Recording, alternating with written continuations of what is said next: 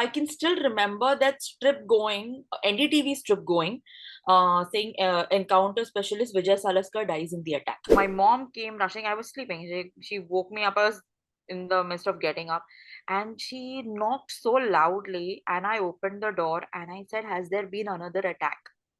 My Hmm. psychology was so prepared to constantly think like that. That was my very first reaction. And she was also like, "No."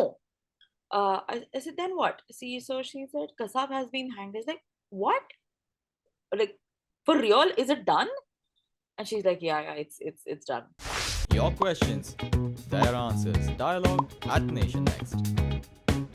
Hello and welcome to Dialogue at Nation Next. I'm Radhika Dhavat, and today I'm in conversation with Divya Salaskar, whose father, encounter specialist Mr. Vijay Salaskar, exactly 14 years back, lost his life in the deadly 26/11 attacks. Divya, how are you? I am as good as it can be. So that's I think that's the way to answer it. But tell me one thing. I think your father, and I'm sure even you did not like, especially your father did not like he being tagged as an encounter specialist. If you could tell me why. Yeah, so see, there is no position in the police department as an encounter specialist. It is something that the people gave him, and Like he was an expert in that yeah, department. yes. So that is why people called him that. But he would say, "I'm not a trigger friendly person." So that is why are they calling me an encounter specialist? But he was an easygoing person. He said, people have made it up. There's nothing I can do about it. There's a very famous quote by him which says, in an encounter there is no time for niceties.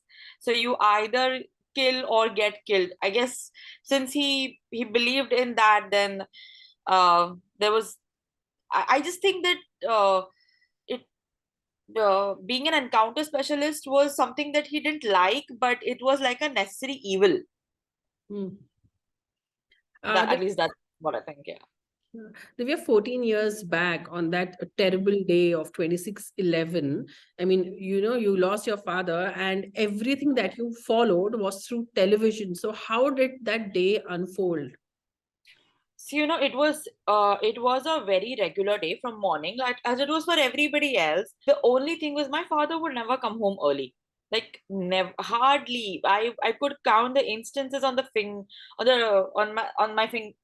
that he came home early. But that day he came home at 9:30, and I was Surprise. like 8:30. Sorry, 8:30 was something like that, and I was thrilled. I was like, "Oh my God, what is this?" And I said, "How come you're home early?" And he said, "Hey, I came to give you a surprise." And I was like, "Oh wow!" And I said, "No, just surprises," because I was just 21 years old at that time. So I told him, "Listen, surprise isn't enough. You have to take me for a drive and stuff." So he said, "Okay," and he said he'll have dinner and then we can go out. I said, "No problem." And whenever, like very few times that he was at home or he came home early, uh, my mom generally cooked eggs for him or something because he liked eggs, and I cannot tolerate the smell of eggs. So he was having his dinner. I was in my room, and then after an hour, I was like, "Why hasn't he come knocking?" So I went and I said, "Where's dad?" And my mom said he left. I said, "What do you mean he left?" Like, there has been some firing at Leopold, so he left. And I was really used to this. So I said, "Acha, theek hai." I'm sure, He yeah. left. Yeah. Ah, okay, no problem. And then we were watching TV like anybody else, and they were showing Karkare sir wearing the bulletproof jacket and everything. So we realized it was something very big than what it was seeming to be. So, but then we switched off the TV because the clips were very similar. And mom and I were like, "Oh, anyways, he'll come back tomorrow morning. We'll get to know what happened." Right. And we were all these years, we were so used to it that it just did not occur even for a split second that he will not come home. Right. To the extent that my mother even spoke to him 5 minutes prior to the incident. Oh my God. She called him and she said, listen, this she called him and said, hello, where are you? And in in the amidst everything also, he answered her phone in a very hush hush voice and he said, I'm at the spot, I will call you back. Oh And he my hung God. up. Today we Now we were realized so, exactly what's happening. yeah. And so we were so used to him being on the spot, we went off to sleep. You thought it's a routine It's thing. routine. He was always on the like at the spot. So he said, he's at the spot, he's at the spot. And we assumed it was Leopold Cafe. We never knew it was Kama Hospital. Oh my God. So then around 1-ish, the phone started ringing. And we were confused why are the phones ringing. So one of our family friends called up and 1 a.m., right? 1 a.m. Yeah, yeah. uh, family friends called up that, listen, she told my mom, switch on the TV. And my aunt stayed on the first floor. We used to stay on the sixth floor. So she came up rushing, saying that, listen, switch on the TV. They are saying Vijay is injured. So, mom, and you are always 5% prepared that, okay, he might get injured in something and we'll have to go to the hospital. Even his So when profession. she said that, even I asked her, I said, Acha, which hospital do we have to go to? It was a very instant reaction also from my side. Okay. And then when we switched on the TV, the news wasn't that he was injured. I can still remember, it like I feel if I had all memory loss and somebody told me 26/11, it would like all my memory would come back. So I can still remember that strip going, NDTV strip going, saying encounter specialist Vijay Salaskar dies in the attack. And I remember Srinivas and Jen, saying that encounter specialist Vijay Salaskar dies, and that strip was going of breaking news. And there are times, it's been 14 years, that sometimes I still see it in my dream, the strip Yeah, going. nightmare. It's a nightmare. And I was so unwilling to accept it. And so was my mom. And we thought it was a mistake. So what was your mom's reaction when she saw that? She refused to believe it. She said, this is a mistake. He always comes home at 4:30 in the morning. He will come home. Okay, And initially you didn't take it, I mean, at the no, face value that no, nothing of no, nothing like this has happened. nothing is like, it's a mistake. It's a mistake from media's end. Okay. And but then people started pouring in, and then we realized that no, like I realized rather that it is not a mistake. But then And you would realize that there was some attacks going on in the Taj, right? You, yeah, you knew by then. mhm. We knew by then that there was some because by then initially they were saying gang war at Leopold, but Okay. later on they started saying about the taxi also. Hmm. So a contemplation had already started in the media that this could be a terrorist attack. Right. So we were kind of aware, but not so much. What I have heard of my mom is, that my father, she still, when she talks about it, she still remembers his actions so well. She's like, they were sitting, and she's like, the hurry with which he got up, Okay. and he rushed. It was, she's like, very rarely have I seen him get up in this hurry, Okay. as if realizing what has happened. So and he only called one of his officers because we stay in Goregaon, and everything was happening in South Bombay. And one of his officers was staying in Villeparle. Okay. So he's like, I'll pick you up and you be waiting at this junction or something like that. And he said, we're going to need all the ammunition that we have tonight. So he realized it within seconds that this is not a gang war. Yeah. This Something is major. major. So the speed at which he left was that's something that my mom vividly remembers. And And then next day, uh, she refused to accept. She refused to accept till the point that they got him home. oh, In spite of all the people who had come, or everyone who was trying to communicate with her, mm, she refused to communicate. She's just sitting. And she said, no, everybody is wrong. He always comes home. So beyond a point, did you believe what was being shown on the television? Yeah, I had to, because she was so blank, and the people coming in and everything, it was uh very evident. How did you take So care of your mother at such a situation? I mean, when I pillar of honestly, your uh family collapsed. to be honest, I didn't. And I was there because I was in a shock of my own. But of course, her sisters were also there for her.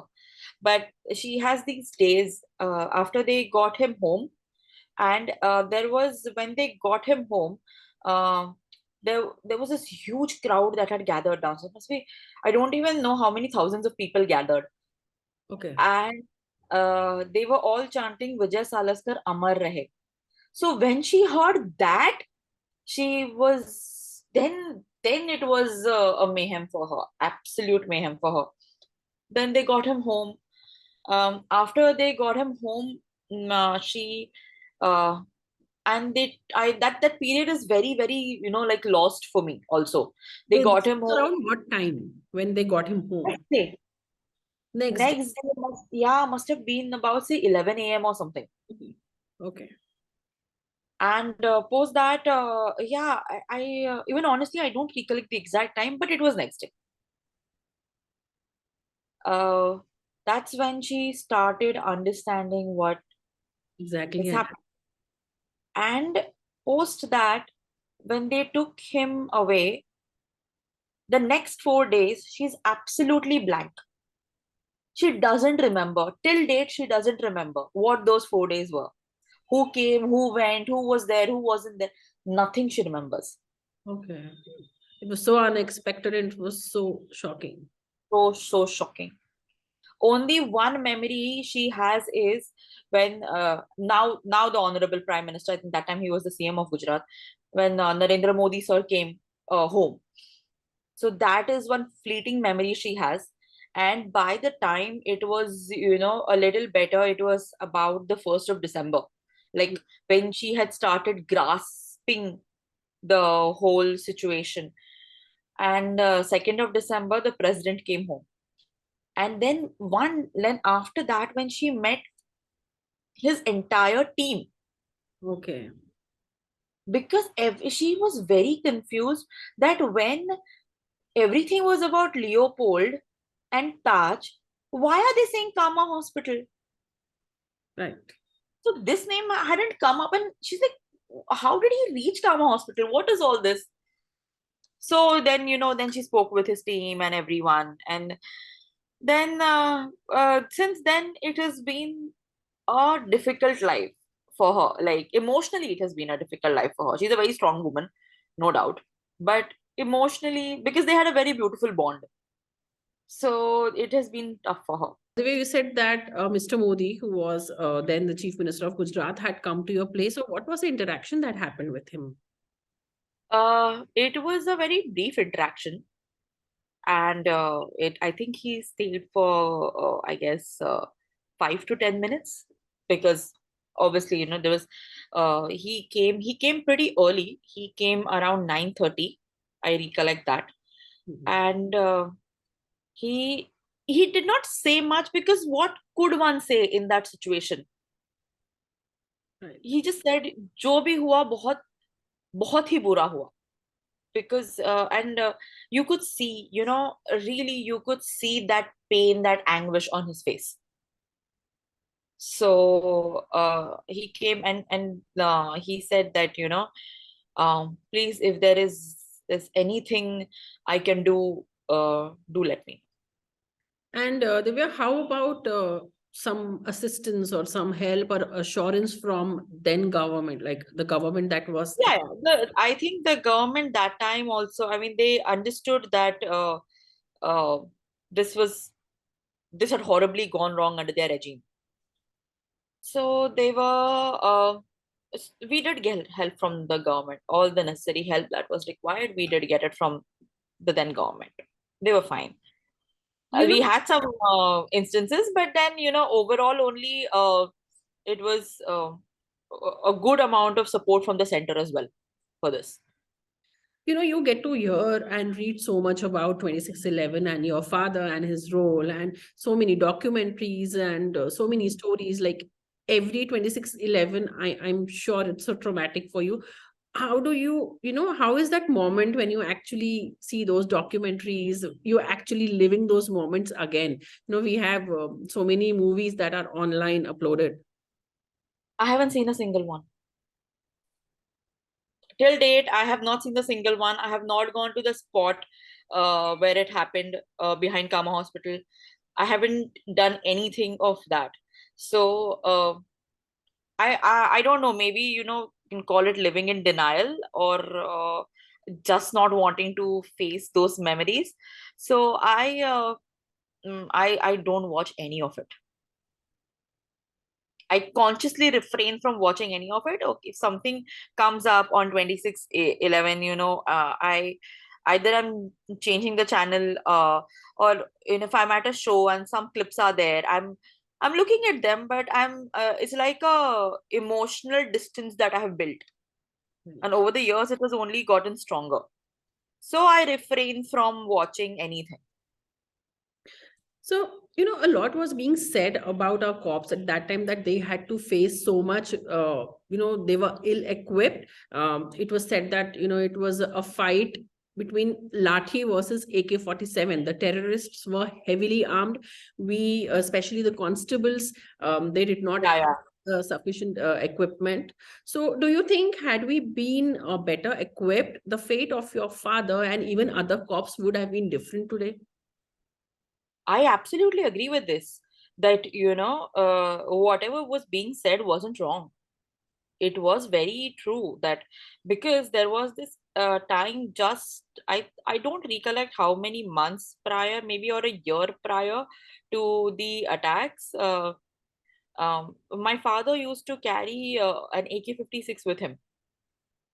For many years he did, because Bombay was very volatile, and then it was taken away from him one fine day. It was so, and of course, he was like, you let me have it, you take it, I'm not going to stop doing my work. But why was it So taken away? Why do you say that? uh, because it came to a point where suddenly this thing was there, that these encounter specialists are having too much power and all of that. But knowing my father, that really wasn't the case. It was when you cannot speak about Bombay like that. Bombay is not any other city. It had at that time also such powerful underworld, that if these cops did not have the right weapons with them, then it was pointless. But could be internal, I mean, bureaucracy, whatever it was. I don't know the exact reason why it was snatched away, but this is what I believe, because this is what I had also read in the papers. You never asked your So father. I never got an answer. Oh, Yeah, he was a very gentle person at home. He would really I would ask him, I read something like this in the papers. He's like, you're reading too much, and he would laugh at me. And he would once I was in school, and I told him, listen, I read in the paper something like this, and did it really happen? And he said, some encounter something, because I think by the time you're in the eighth grade, you can really read as to yeah. So he said, no, no, you don't know. They just like my name a lot, so they put my name. That guy is in me. You think I can do this? oh my God, he used to And deny in front of he you. used to deny it. He out and out. And I was like, I never, like, really, because he was so gentle that I would be like, you're right. Maybe he Exactly. never wanted you to see this side of his. Maybe. Never wanted to see the side of him. So everything was like just, and he would just smile. He was not a big talker. My mom would also ask him questions. He would just smile. That's it. Divya, you are the only child. So how did 2611 change your life? Today it's just you and your mother. I think it, defined our lives. Um, as I mean, as much as I'm very proud that my father received the Ashok Chakra. It is it is a legacy created, but at the same time, I believe that we will always be the victims of 2611, and our lives will always be labeled by 2611.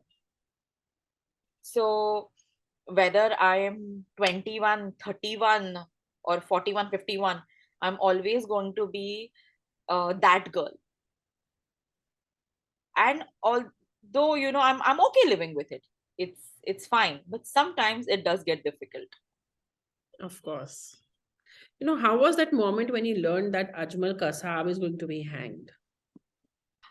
So there was, if I remember, it was 21st November 2011 when he was hanged. So I remember the date also. It wasn't, nobody knew that he was going to be hanged. So it was, the news had not come in prior that, they're going to hang him, okay, on so and so date. But when I remember my mom, the hanging happened at very, very early in the morning, like it's been 5 o'clock or 4:30 something. So by the time um, the news channels and everybody got to know, it was somewhere about 8 o'clock. Hmm. So my mom came rushing. I was sleeping. She woke me up. I was in the midst of getting up, and she knocked so loudly. And I opened the door and I said, "Has there been another attack?" Oh My my, psychology was so prepared to constantly think like that. That was my very first reaction. And she was also like, no. I said, then what? See, so she said, Kasab has been hanged. I was like, what? Like, for real? Is it done? And she's like, yeah, it's done. So was that feel? it was uh, it it felt good. As much as possibly people will criticize me for saying this, but I really don't care. When he was hanged, it felt good Uh, because I was very close to my father, and no penalty, other than that penalty, would have given me that kind of peace. You're a brave girl, Divya. More power to you. And Thank thank you you. so much for sharing your journey and connecting with us. Thanks a lot. Nation Next, News Hub for New India.